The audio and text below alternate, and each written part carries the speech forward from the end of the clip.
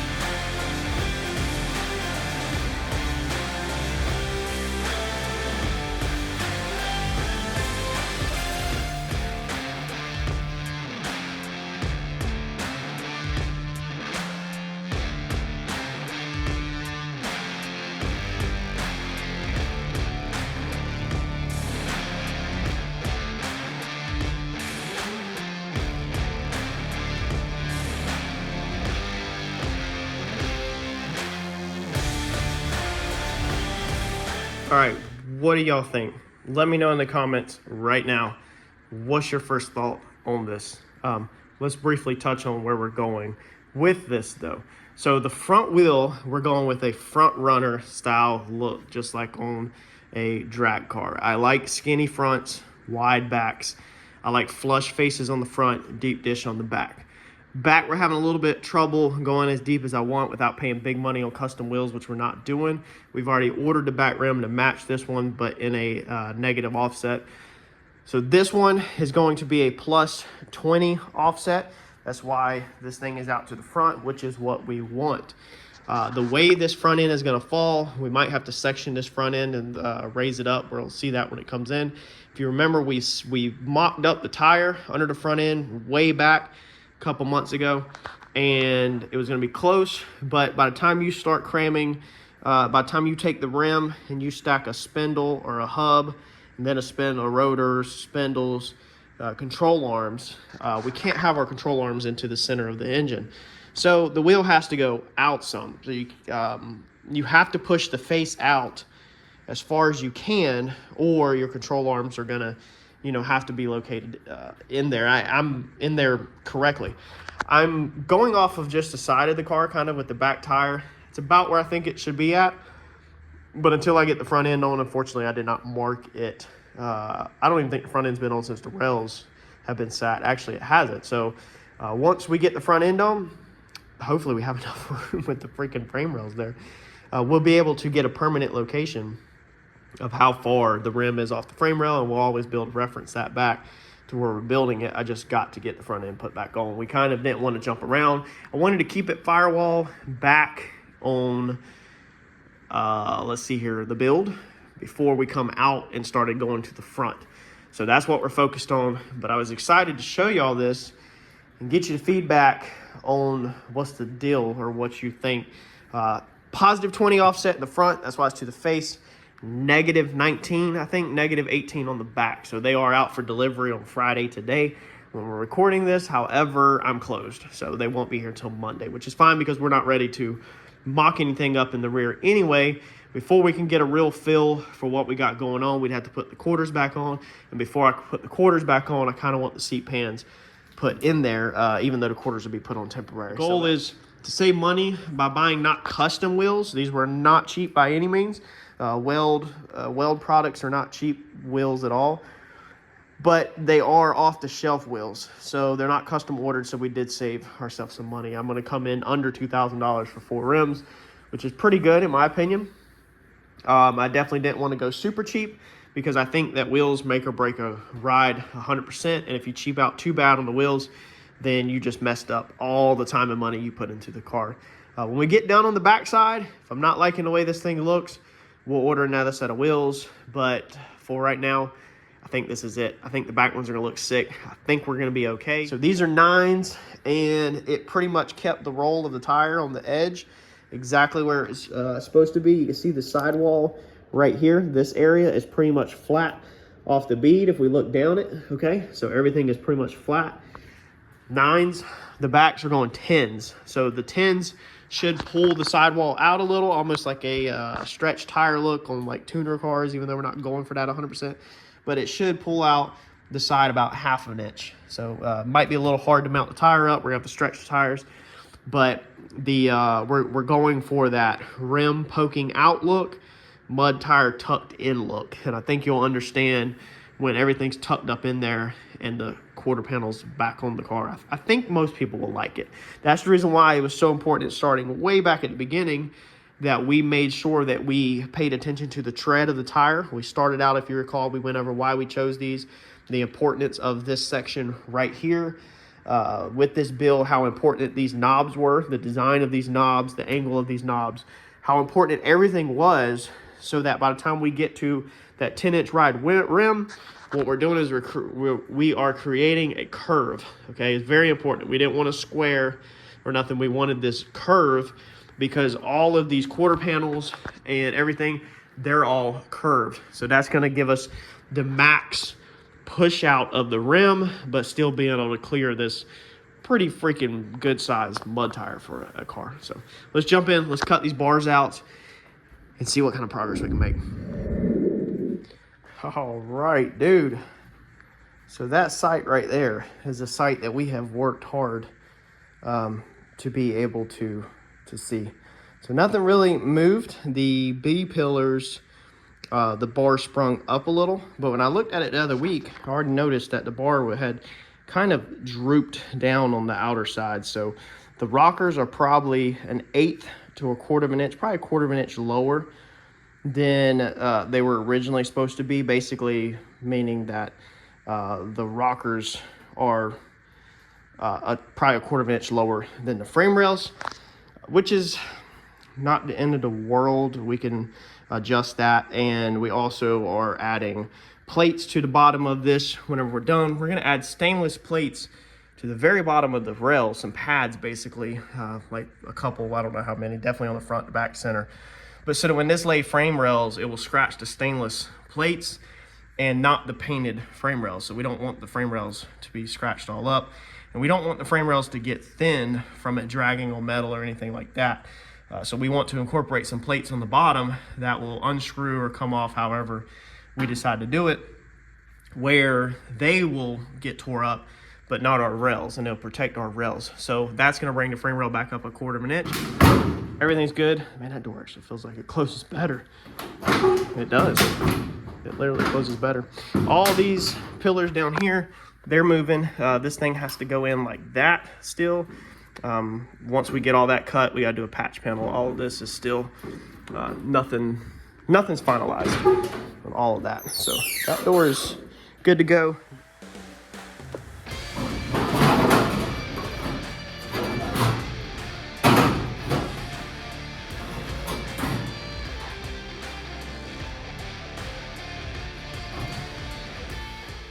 All right, so that's them sitting in there.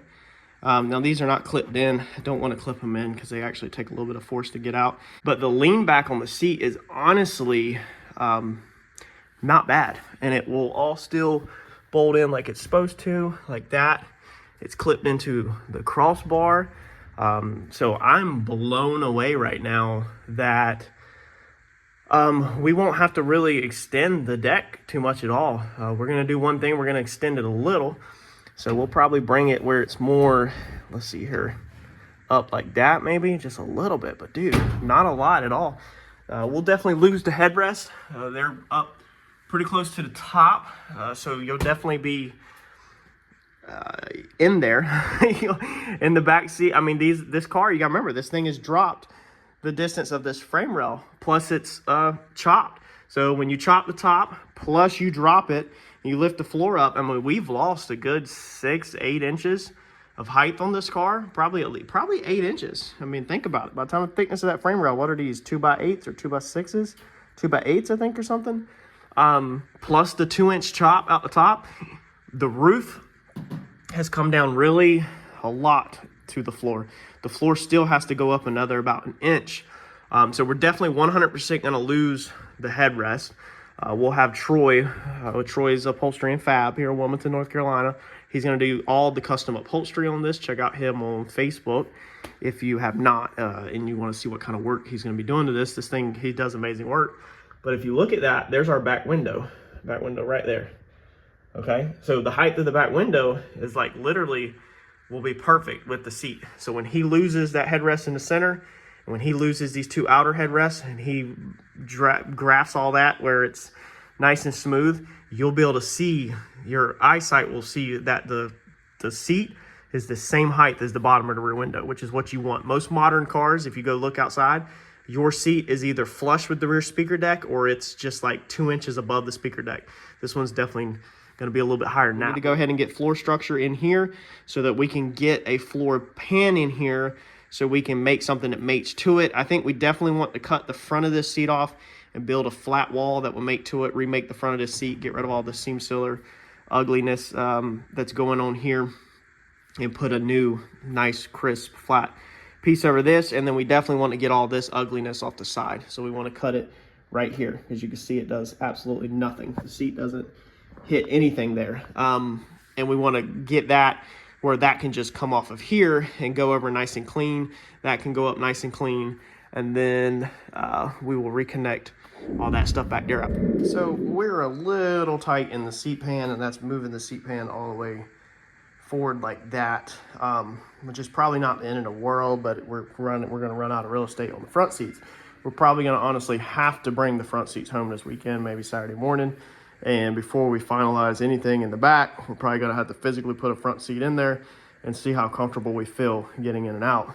But I've moved the wheel back a little bit. I have a little bit of room. These fenders are so big, it's not exactly where I wanted the wheel to be at. We are jammed into here, but we still have room to cut the metal back. It's on the back side, it is jammed in, but we had to drop it back from that line back to there, so that's 4.5 inches off that front. It's just a reference point for me. But we had to go back a little bit because look how tight we are inside the pan. Now you gotta remember, this is bagged position. This is a cool thing about building this car in bagged position, because this is tight as anything could possibly get. When it is this low, it can't move. The frame rails will be on the ground. The car cannot drive when it is this low. As the car comes up, the tire is your pinky. Okay, your pivot point's here. It moves away. So the tire moves away from the seat pan as it lifts up. But we're gonna have to come back that much on the rear end a little bit. So we could adjust that out with the bars probably.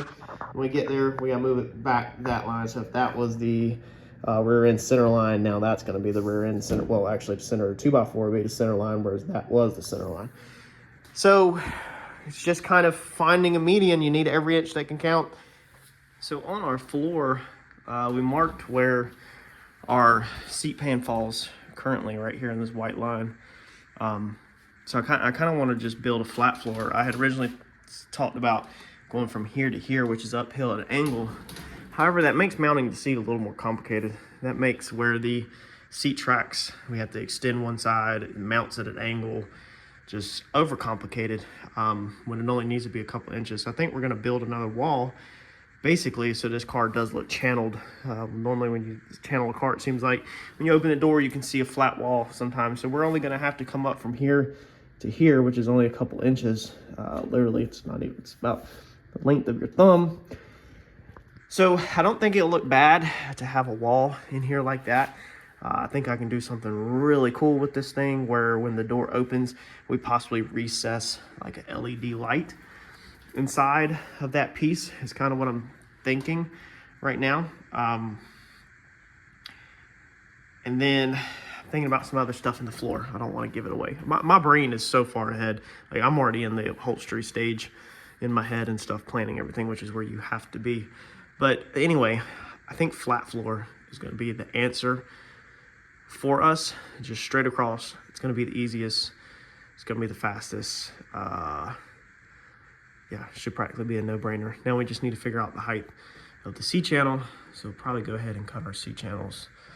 Lay 2 in there that are long, and then we could trim them back and then build, break whatever our piece should come up, spot weld to the inside rocker, come up, break it 90 that way, and then throw the floor over top of that.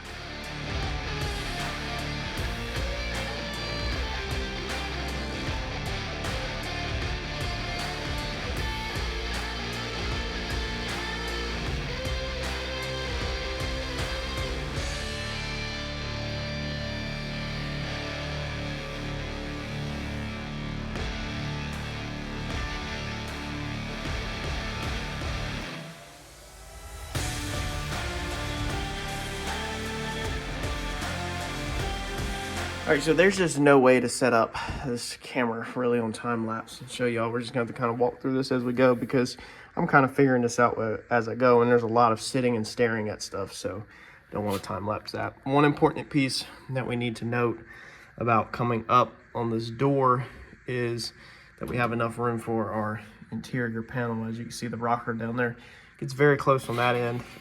My brake is only 36-inch brake, so I can't break this piece like I originally wanted, but we do have these 90s, so that's fine. We can spot weld that panel into there later, which is actually better than breaking it, because I can figure out what I want to do with it. But I think we'll basically tie our floor structure in something like that, and that will create our lip.